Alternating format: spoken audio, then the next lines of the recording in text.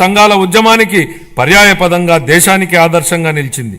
నేడు మన రాష్ట్రంలో 10 లక్షలకు పైగా స్వయం సహాయక సంఘాలు పనిచేస్తూ రాష్ట్ర ఆర్థిక కార్యకలాపాలలో ప్రముఖ పాత్ర పోషిస్తున్నాయి.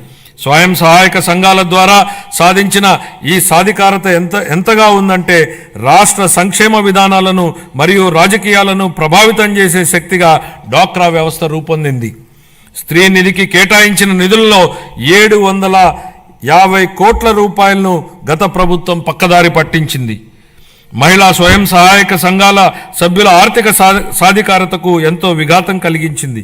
మహిళల ఆర్థిక అభ్యున్నతిలో స్వయం సహాయక సంఘాల కీలక పాత్ర పోషించేలా మా ప్రభుత్వం దిద్దుబాటు చర్యలు చేపడుతోంది.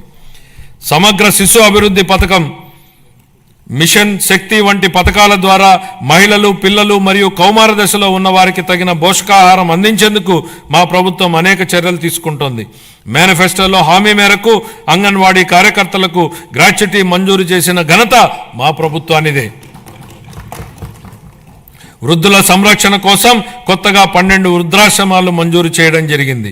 25-26 ఆర్థిక సంవత్సరానికి గాను మహిళలు, పిల్లలు, దివ్యాంగులు మరియు వృద్ధుల సంక్షేమ శాఖకు 4,332 కోట్ల రూపాయల కేటాయింపును ప్రతిపాదిస్తున్నాను.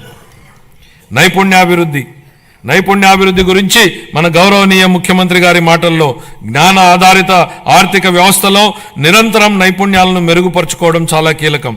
కాలానుగుణంగా మారుతున్న పరిశ్రమల యొక్క